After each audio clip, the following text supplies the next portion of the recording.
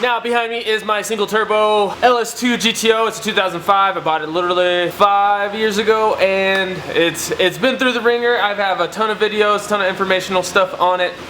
Alright guys, so now you are at the point, you're racing, you got roughly 400 horsepower to the ground, you dynoed, you got all the bolt-ons possible.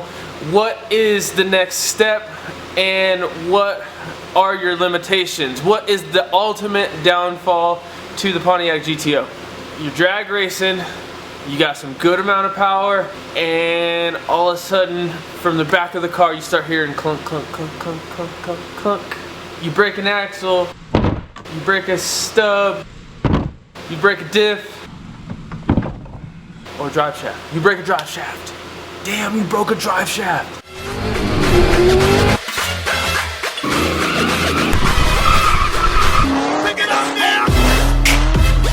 Bruh, these are the ultimate downfalls to the Pontiac Gto, and here is why. The Gto is such an awesome car in so many regards. I love the car.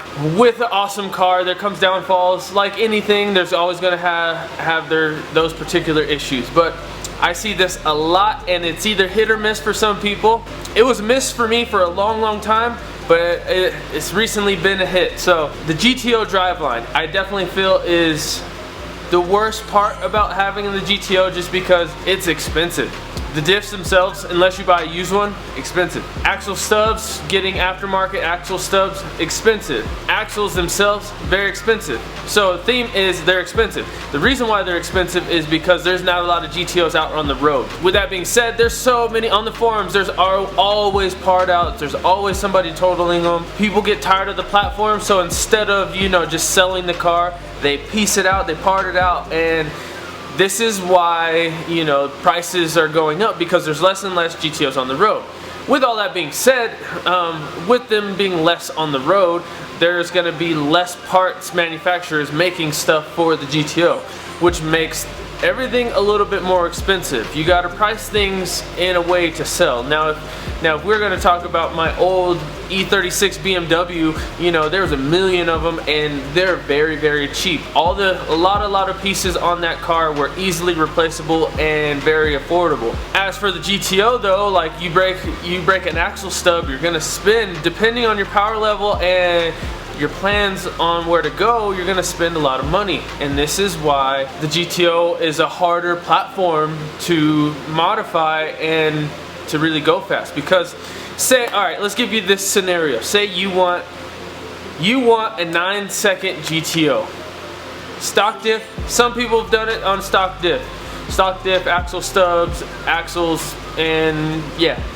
Some people have done it, but really when it comes down to it, you're gonna spend a ton of money to get that driveline to handle the amount of power you need to make this car get into the 9-second range.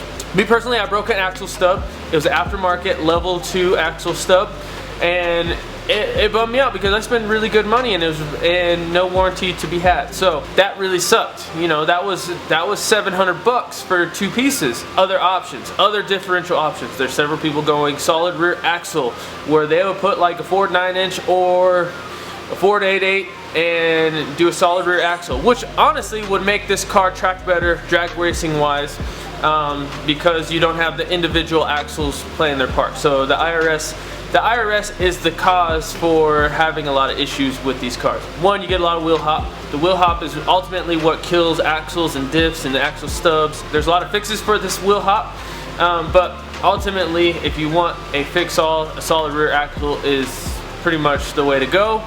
But with the solid rear axle, you're going to spend a good amount of money, a lot of modification, and depending on who you are, that modification may not be worth it for you. Now, once again, like I said before, this subject is hit or miss. Some of the Aussie guys have went 9s. I don't know about the 8s, I don't know that much, but I know a lot of them go 9s on completely stock drivelines, and I don't understand it.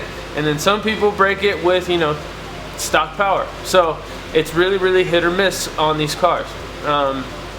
A lot of it has to do with suspension, how the diffs are mounted up, cradle alignment, a whole handful of things that really dictate how these cars are gonna live or not. I know a lot of the drift guys have issues with the axles and stubs because, you know, you're sliding back and forth, or as you would call it, manjing. With that motion, or even grab an e-brake, those jolts end up causing a bit of wheel, not necessarily wheel hop, but the jolting of the driveline. So the axles, specifically the axles, and you end up breaking stuff that way. It sucks. So the corporate usually the guys who are making these cars live the longest are guys on bias ply slicks, and those guys usually aren't driving their cars on the streets, and they're only doing drag racing. So the bias plies on a 15-inch wheel or whatever, it allows the car to, you know, have some sort of shock absorbing frequencies to the driveline, and with that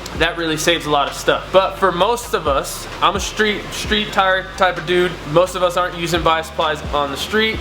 We're goofing off, doing burnout, doing donuts, that kind of stuff, and especially on a good street tire, if you have any sort of grip, you're gonna end up breaking one of these things in half, because all of that power transfers straight to the axles and stubs. So just FYI guys, I could go on and on about this stuff, but this is just me kind of ranting about it and letting you guys know. Easy fixes, real quick. One-piece drive shaft or a very high quality two-piece drive shaft. Those usually will fix the problem. I know a lot of people on the GTOs break the stock, I don't even know how to say the word, gilbos?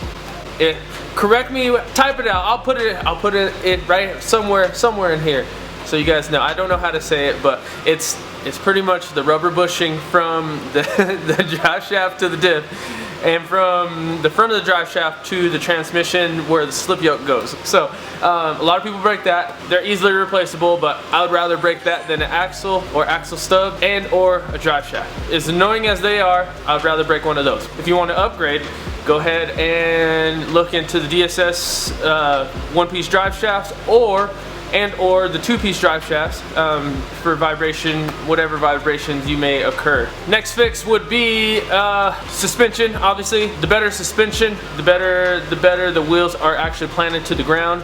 The reason why a lot of people on stock suspension and the braking axles is because the car likes to squat. You have a fairly soft spring rate in the back and a soft shock absorber.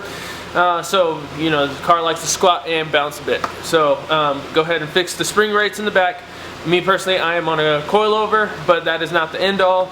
A lot of people do drag bags and or just drag springs and an adjustable dampener, so adjustable shock in the rear. That seems to really help a lot of people and save the stock axles for a long time. Diff mounts. The rear diff mount makes it a little bit more solid than the factory one, and it keeps it a little more stable. I've heard a lot of people say this actually helped with road feel and making the car a whole lot more stable in the rear. I personally do not have an aftermarket diff mount just yet. There's several options on JEGS and or Summit. I know G-Force has an aftermarket diff mount with nice poly bushings on it. That seems to really help with wheel hop. Obviously, the last fix would be doing upgraded axles and stubs, but like I said, it's hit or miss. My level 2 axles, you know, they didn't fit the diff very good, and I didn't realize it when I installed them, but they did have some play. I ended up rounding off the teeth, and I ended up exploding my diff and destroying stubs. So it was a very costly mistake. I had to pay for it, but it's all fixed now, so no big deal. To fix the wheel hop, you could get anti-wheel hop axles, and then when you do that, definitely get a good stub so you don't break the stub off, because when you break the stub off inside the diff, if metal goes inside the diff, you end up ruining the diff altogether. So that is the easiest. Those are the easiest fixes. And lastly, you could easily do a bias ply slick if you're racing. I do not suggest those on regular streets though. So thanks for watching, guys. This was a quick update on the rear end and the issues on the GTO for driveline stuff. If you guys like this video, if you found it informative, let me know. Give me a like. Definitely share my videos around, and we'll see you guys on the next one.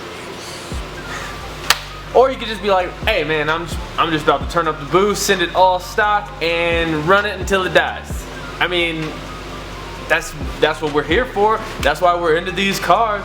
Nobody wants to spend money on a real diff. You just want to just drive that thing. So turn up the boost, get a little 50 shot of nitrous. We like to call it nitrous that anti-lag. So lots of boost, lots of anti-lag, and just give her the send. If you throw pistons out the side of the block, you're good. It doesn't matter as long as you don't break the diff.